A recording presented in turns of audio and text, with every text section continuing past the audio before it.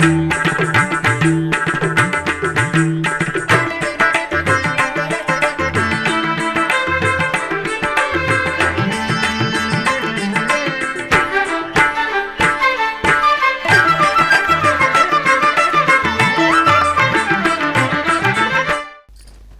నమో వెంకటేశాయ. ఆధ్యాత్మిక విశేషాలకు స్వాగతం. ముందుగా ప్రధాన అంశాలు.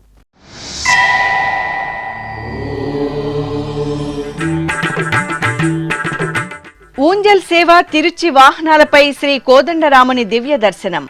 తిరుపతి శ్రీ కోదండరామస్వామి దేవాలయంలో విశేష ఉత్సవం.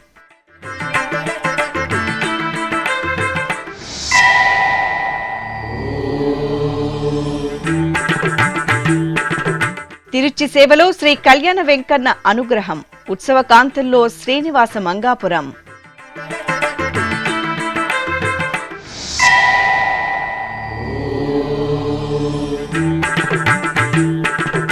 శ్రీవారి బ్రహ్మోత్సవాలను వైభవపేతంగా నిర్వహిస్తాం. సామాన్య భక్తులకు పెద్దపీట వేస్తాం. మీడియా సమావేశంలో టీటీడీ ఈవో జె శ్యామలరావు వెల్లడి.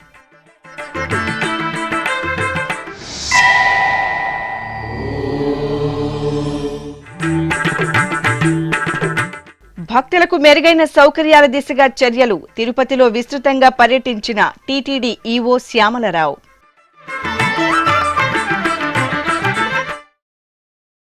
ఆధ్యాత్మిక నగరమైన తిరుపతి పుణ్యక్షేత్రంలో నెలవైన శ్రీ కోదండరామస్వామివారి ఆలయంలో శనివారం సాయంత్రం స్వామివారికి ఊంజల్ సేవ తిరుచి ఉత్సవాలను నేత్రపర్వంగా నిర్వహించారు. టీటీడీకి అనుబంధంగా ఉన్న ఈ ఆలయంలో ప్రతి శనివారం విశేష ఉత్సవాలు నిర్వహించడం ఆనవాయితీగా వస్తోంది. ఇందులో భాగంగా శనివారం సాయంత్రం సీతాలక్ష్మణ సమేత శ్రీ కోదండరామస్వామివార్ల ఉత్సవమూర్తులను సర్వాంగ సుందరంగా అలంకరించి ఆలయంలోని ప్రత్యేక మండపంలో కొలువుదీర్చారు.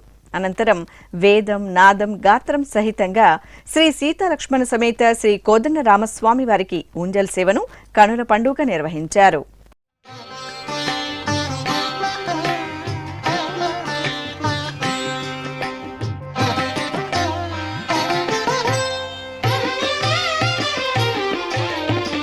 రాముడు రాఘవుడు రవికులుడితడు భూమి జగుపతి అయిన పురుష నిధానము.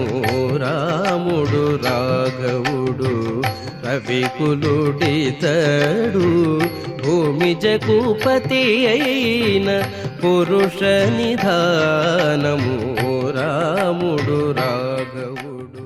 ఇక ఉత్సవంలో భాగంగా శ్రీ కోదండరామస్వామి వారికి తిరుచి సేవను వైభవపేతంగా నిర్వహించారు.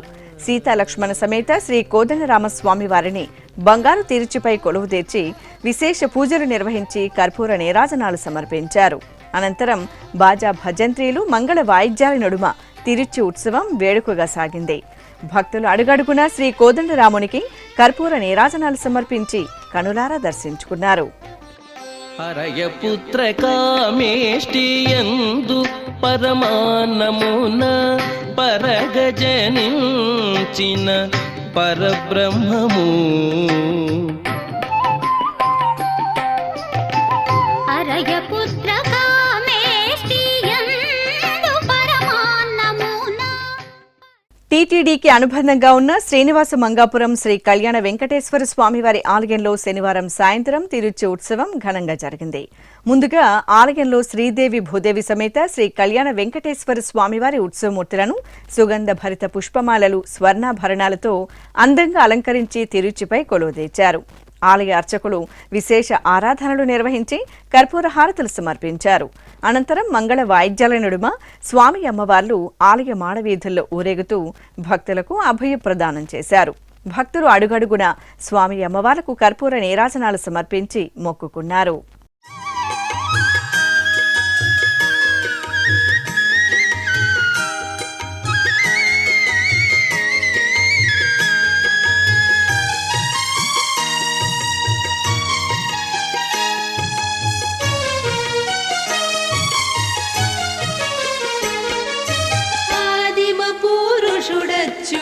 చలుడనంతుడమలుడు ఆదిదేవుడీతడిపో హరి శ్రీ వెంకట విభుడు. ఆదిమ పురుషుడచ్యుతుడ చలుడనంతుడమలుడు ఆది దేవుడీతడే పో హరి శ్రీ వెంకట విభుడు.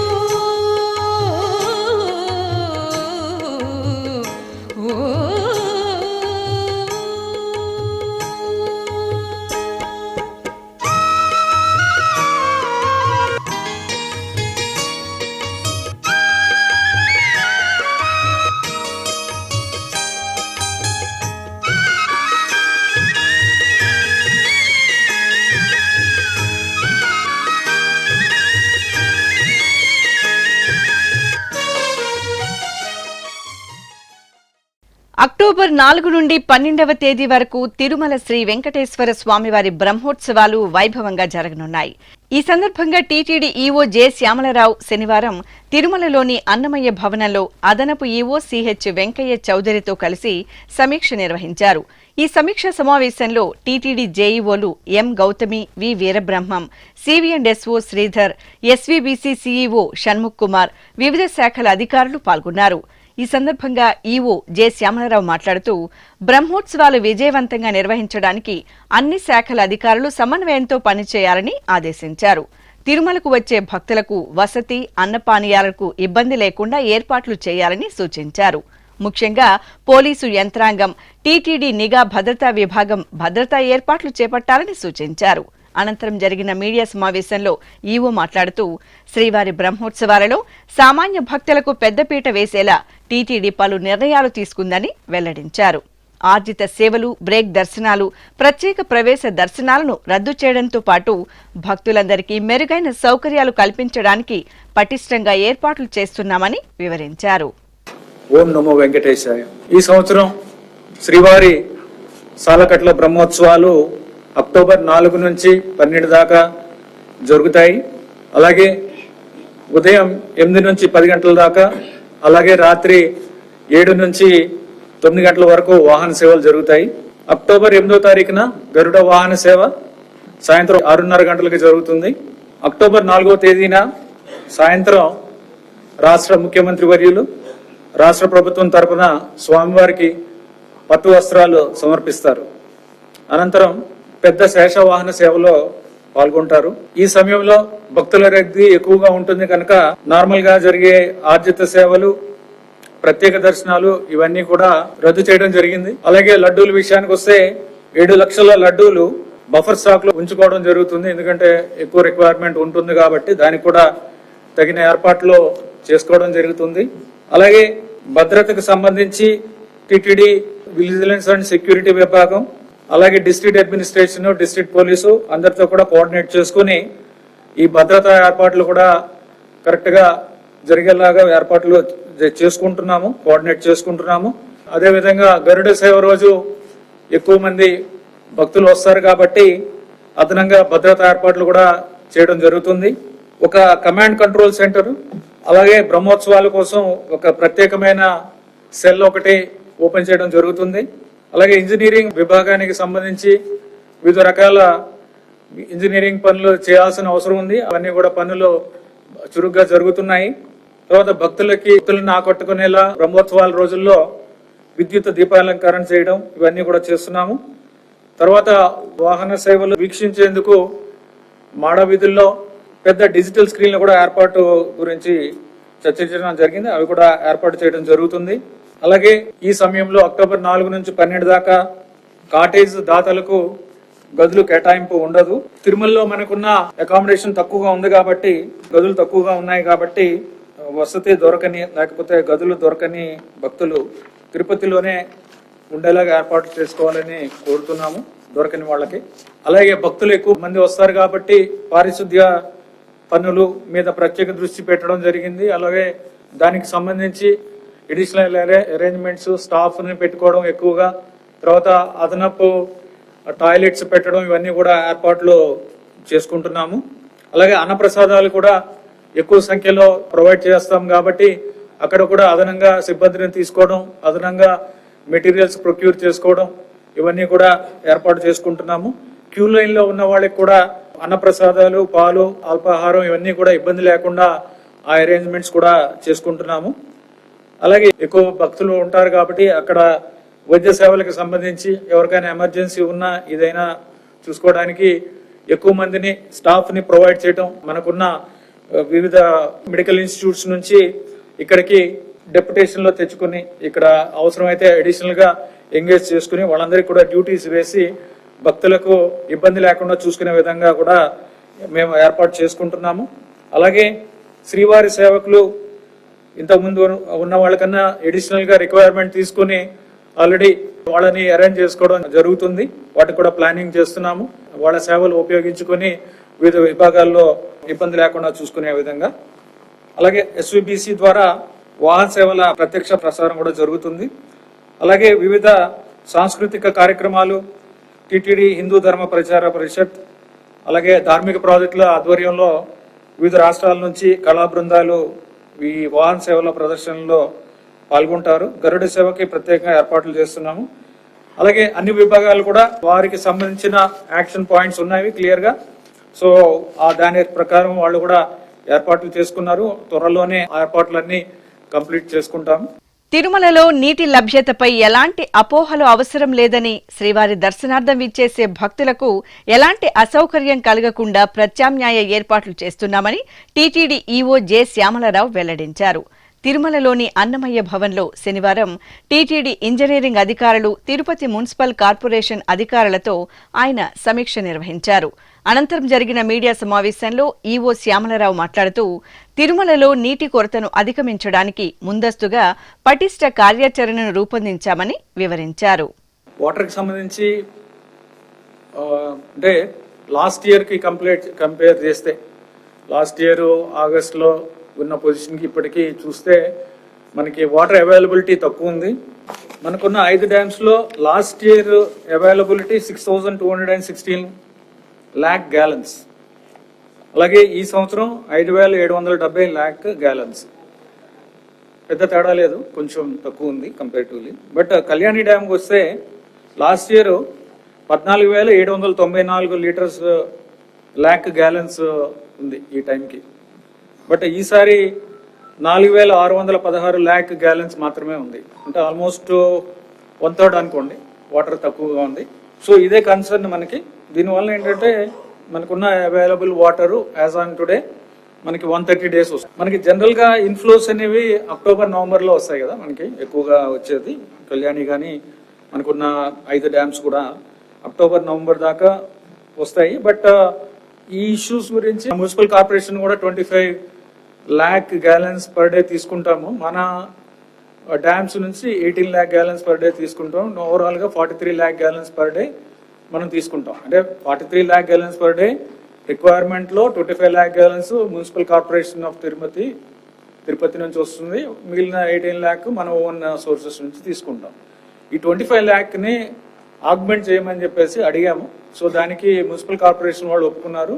ఇప్పుడు కళ్యాణి డ్యామ్ నుంచి 11 lakh gallons మనకున్న 25 lakh gallons తో 11 lakh gallons అడిషనల్ గా ఇస్తామని చెప్పారు. రిక్వెస్ట్ చేసాం, వాళ్ళు చెప్పారు. అలాగే ఇరిగేషన్ వాళ్ళతో కూడా మాట్లాడాము. అలాగే మున్సిపల్ కార్పొరేషన్ ఇంజనీర్స్ మాట్లాడితే కండలేరికి కూడా ఇన్ఫ్లోస్ వస్తున్నాయి. దాని ద్వారా కైలాసగిరి బ్యాలెన్సింగ్ రిజర్వాయర్కి వాటర్ సప్లై తీసుకొని అక్కడ నుంచి కూడా మనకి వాటర్ అవైలబుల్ గా చేసుకోవడానికి అరేంజ్మెంట్స్ చేసుకున్నాం అని చెప్పారు. 10 MLD రావాలి మనకి అక్కడ నుంచి. దాంట్లో ప్రస్తుతానికి 4.5 ఇస్తున్నారు. వాళ్ళకి అక్కడ అడిషనల్ గా అవైలబిలిటీ వస్తే మనకి అడిషనల్ గా ఇవ్వడానికి అవకాశం ఉంది. అది కూడా అరేంజ్మెంట్ చేసుకుంటున్నారు. అలాగే ఎండి పుత్తూరు నుంచి మంగళం పంపింగ్ స్టేషన్ దాకా ఒక అడిషనల్ వర్క్ ఒకటి ఉంది. అది చేస్తే కొంత ఆ సోర్స్ నుంచి కండలేరు ఆ సిస్టమ్ నుంచి మనకి అడిషనల్ గా కూడా తీసుకోవడానికి అవకాశం ఉంది. ఆ వర్క్ కూడా తొందరగా కంప్లీట్ చేయమని మున్సిపల్ కార్పొరేషన్ రిక్వెస్ట్ చేశాము. వాళ్ళు మనకి 3 నెలల్లో కంప్లీట్ చేస్తామని చెప్పారు. సో ఈ విధంగా ఓవరాల్ గా అయితే ఇబ్బంది ఉండదు. కొంత కన్సర్వ్ చేసుకోవాల్సిన అవసరం ఉంది. వాటర్ కన్సర్వ్ చేసుకోవాల్సిన అవసరం అయితే ఉంది.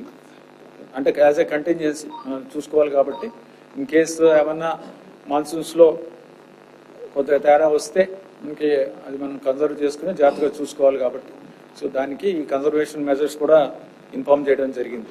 సో బ్రహ్మోత్సవాలకు కూడా ఈ వాటర్ వలన ఇబ్బంది ఏమి ఉండదు. ఎందుకంటే అడిషనల్ గా కూడా మనం తీసుకుంటున్నాం కాబట్టి ఇబ్బంది ఏమి ఉండదు.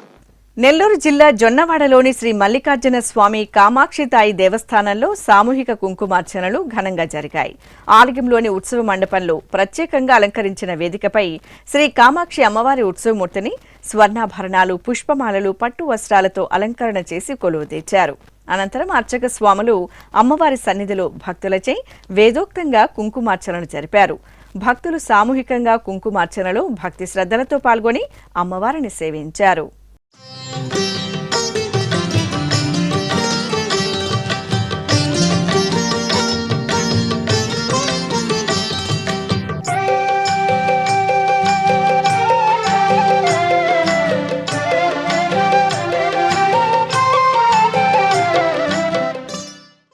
శ్రీవారి భక్తులకు మరింతగా మెరుగైన సౌకర్యాలు కల్పించే దిశగా తిరుమల తిరుపతి దేవస్థానం ప్రణాళికాబద్ధంగా చర్యలు తీసుకుంటోంది. టీటీడీ ఉన్నతాధికారులు చక్కటి సమన్వయంతో తిరుమల తిరుపతిలో భక్తులకు విస్తృతమైన సదుపాయాలు కల్పించడానికి పటిష్ట కార్యాచరణను రూపొందించి అమలు చేస్తున్నారు. ఇందులో భాగంగా టీటీడీ ఈవో జె శ్యామలరావు, అదనపు EO CH Venkaiah Chowdary, JEO వీరబ్రహ్మంతో కలిసి తిరుపతిలోని అలిపిరి ప్రాంతంలో శనివారం విస్తృతంగా పర్యటించారు. ముందుగా భూదేవి కాంప్లెక్స్ చేరుకుని టికెట్ కౌంటర్లను పరిశీలించారు. అక్కడ భక్తులకు అందుబాటులో ఉన్న డార్మిటరీలను పరిశీలించి అధికారులతో పలు అంశాలను చర్చించారు. భూదేవి కాంప్లెక్స్ లో ఉన్న ఎస్వీబీసీ స్టూడియోను నిఘా భద్రతా విభాగం ఆధ్వర్యంలోని బాంబ్ స్క్వాడ్ విభాగాన్ని పరిశీలించి అధికారులకు పలు సూచనలు చేశారు.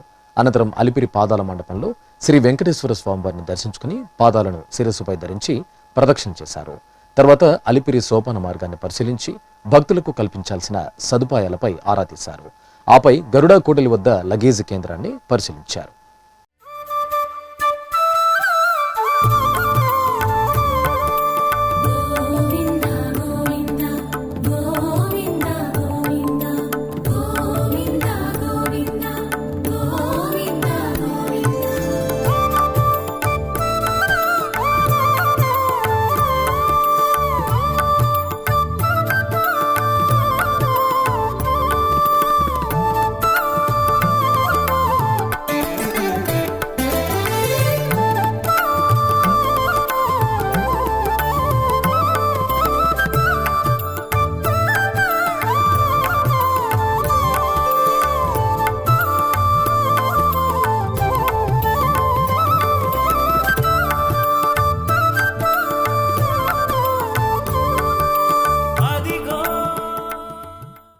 కోనసీమ జిల్లా అమలాపురంలోని శ్రీ సుబ్బాలమ్మ ఆలయంలో అమ్మవారిని లక్ష గాజులతో విశేషంగా అలంకరించారు.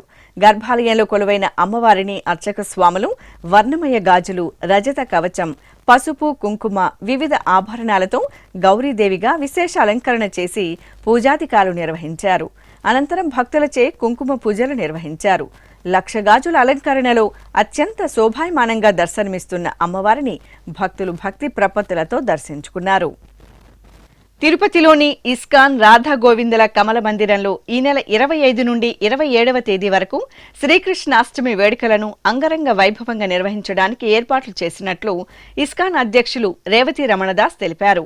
శనివారం ఇస్కాన్ మందిరంలో జరిగిన మీడియా సమావేశంలో ఆయన మాట్లాడుతూ ఉత్సవ విశేషాలను వివరించారు. అలాగే ఇస్కాన్ కార్యదర్శి, ప్రజా సంబంధాల అధికారి లీలా పారాయణదాస్ మాట్లాడుతూ శ్రీకృష్ణాష్టమి వేడుకలను అత్యంత అద్భుతంగా నిర్వహించేందుకు అన్ని రకాల ఏర్పాట్లు చేశామని వివరించారు. 25 తేదీ, 26, 27 ఈ 3 రోజుల ఉత్సవాలు చక్కగా భారీగా ఏర్పాటు చేయడం జరిగింది. 20వ తేదీ సాయంత్రం ఇస్కాన్ తిరుపతి మందిరంలో ఆదివాస పూజ మహోత్సవం జరుగుతుంది. తిరిగి 26వ తేదీ వచ్చేసి భగవాన్ యొక్క ఆవిర్భావ తిథి, బర్త్డే సెలబ్రేషన్స్. ఆ రోజు ఉదయం 4:30 మంగళహారతి. ప్రత్యేకించి ఈ సంవత్సరం ఏంటంటే వియత్నాం నుంచి ప్రత్యేకమైన ఫస్ట్ క్లాస్ మార్పులు తీసుకొచ్చి 2007లో ఆ యొక్క కార్యక్రమం వైభవంగా జరిగాయి. తిరిగి ప్రత్యేకమైన పాలక్తో అన్ని కూడా మార్పులు చేర్చడం జరిగింది. అత్యంత వైభవంగా ఉన్నాయి. సో భగవానికి విశేషమైన అలంకరణ, విశేషమైన పుష్పాలంకరణ, ఫల పుష్పాలతో అలంకరణ జరిగి ఉంటుంది. తిరిగి 8:30 సర్వాంగ సుందరంగా స్వామివారి యొక్క విశేష అలంకరణ ఉంటుంది. 27వ తేదీ మన ఇస్కాన్ సంస్థాపక ఆచార్యులు శీల ప్రభుపాదుల వారి యొక్క 128వ ఆయుర్భావ తిథి మహోత్సవం. ఈ జన్మాష్టమి రోజున రోజంతా కూడా వచ్చిన భక్తులకి హరినామ సంకీర్తనతో రాత్రి కార్యక్రమాన్ని కూడా టీటీ గ్రౌండ్స్లో ఏర్పాటు చేయడం జరిగింది. ముఖ్యంగా మన తిరుమల దేవస్థానం యొక్క అధికారులు కూడా ఇచ్చేస్తున్నారు. వారి యొక్క జన్మాష్టమి సందేశం కూడా ఉంటుంది, మరియు మందిరదర్శుల గారి సందేశం ఉంటుంది.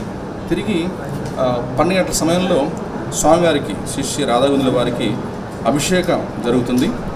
ఈ అభిషేకాన్ని తిలకించడం కోసం మన తిరుపతి దేవస్థానం వారు లైవ్ టెలికాస్ట్ చేస్తారు. ప్రపంచంలో ఉన్న అన్ని దేశాల వారు దీన్ని వీక్షించి ఎంతో చక్కగా ప్రశంసిస్తున్నారు. ఇది చాలా అభినందించాల్సిన విషయం. ఇది తిరిగి మరుసటి రోజు 128వ ఆయుర్భావ తిథి ఉత్సవాన్ని కూడా వాళ్ళు చక్కగా టెలికాస్ట్ చేస్తున్నారు. సూళ్లూరుపేటలోని శ్రీ చంగాల పరమేశ్వరి ఆలయంలో సామూహిక వరలక్ష్మి పూజలు ఘనంగా జరిగాయి. శ్రావణ శుక్రవారం పురస్కరించుకుని ఆలయ ఆవరణలోని ఆస్థాన మండపంలో అమ్మవారి ఉత్సవమూర్తిని సర్వాలంకార శోభితంగా కొలువు తీర్చారు. అనంతరం అర్చక స్వాములు అమ్మవారి సన్నిధిలో కలశ స్థాపన, కలశారాధన నిర్వహించారు. ఆపై పసుపు కుంకుమలతో భక్తుల చేత సామూహికంగా శ్రీ వరమహాలక్ష్మి వ్రతాలను ఆచరింపచేశారు. అనంతరం భక్తులకు అమ్మవారి రూపులను అందించారు. భక్తులు అధిక సంఖ్యలో సామూహిక వరలక్ష్మి వ్రతాల్లో భక్తి శ్రద్ధలతో పాల్గొన్నారు.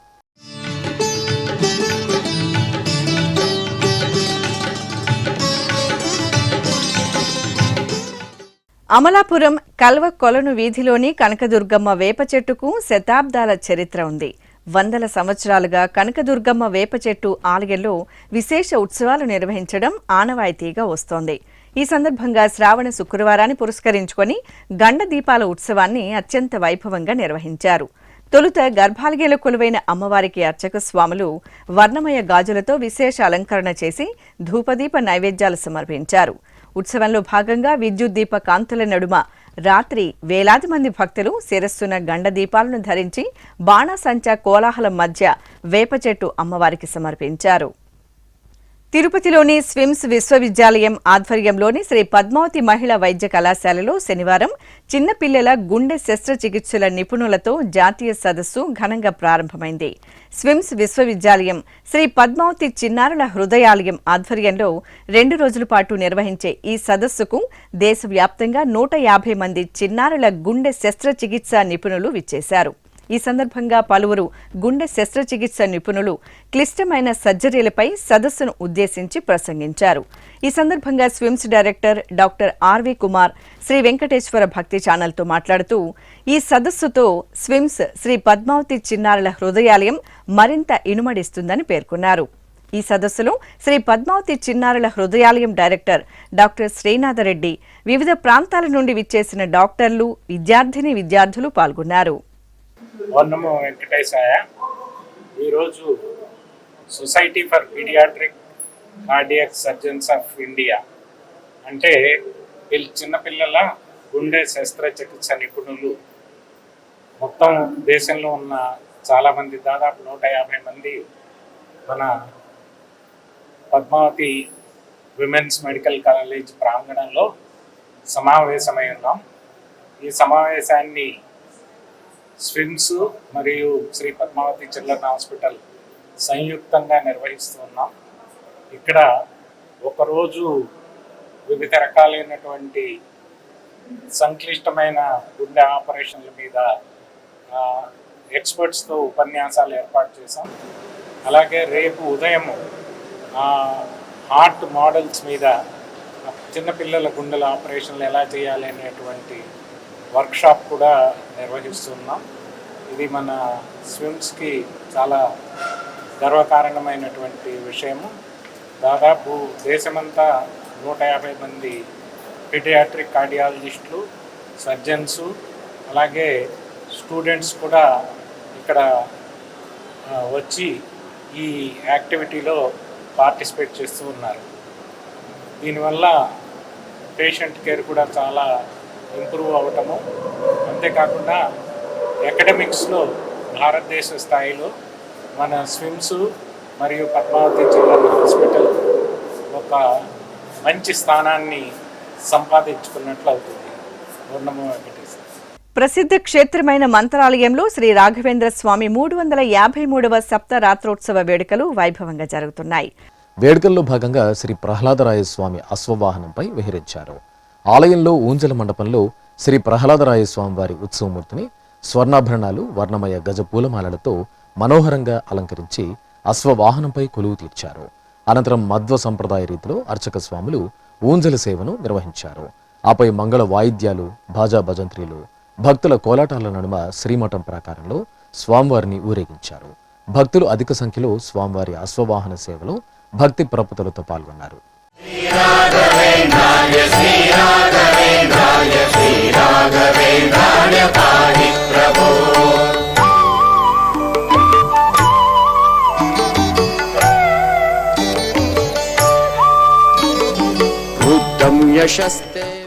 చిత్తూరు జిల్లా పలమనేరు పట్టణంలోని శ్రీ సీతారామాంజనేయ స్వామివారి దేవాలయంలో శ్రావణ మాస పూజలను ఘనంగా నిర్వహించారు. గర్భాలయంలో కొలువైన శ్రీ లక్ష్మణ సీత సమేత శ్రీరామచంద్ర స్వామివార్ల మూలమూర్తులను అర్చక స్వాములు సర్వాంగ సుందరంగా అలంకరించారు. అనంతరం వివిధ రకాల పుష్పాలతో పుష్పార్చనలు నిర్వహించారు. ఈ సందర్భంగా కొడి దీపాన్ని వెలిగించిన అనంతరం శ్రీ సీతారామ లక్ష్మణ రామాంజనేయ స్వామివార్లకు మంగళ నీరాజనాలు సమర్పించారు. భక్తులు విశేషంగా ఈ కార్యక్రమంలో భక్తి శ్రద్ధలతో పాల్గొని శ్రీరామ కృపకు పాత్రులయ్యారు.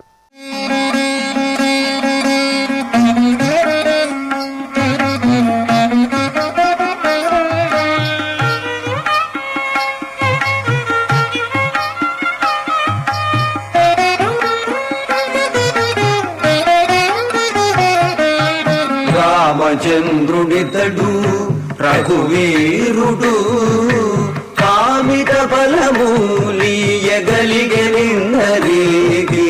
రామచంద్రుడితడు రఘువీరుడు కామిత బలమూలియగలిగనిన్నరికి. రామచంద్రుడితడు రఘువీరుడు.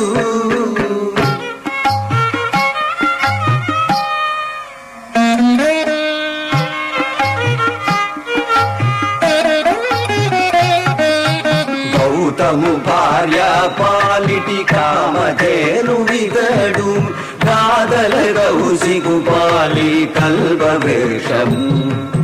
గౌతము భార్య. ఆధ్యాత్మిక విశేషాలు ఇంతటితో సమాప్తం. తిరిగి రేపు మధ్యాహ్నం 1 గంటకు ప్రసారమయ్యే ఆధ్యాత్మిక విశేషాల్లో మళ్ళీ కలుసుకుందాం. ఓం నమో వెంకటేశాయ.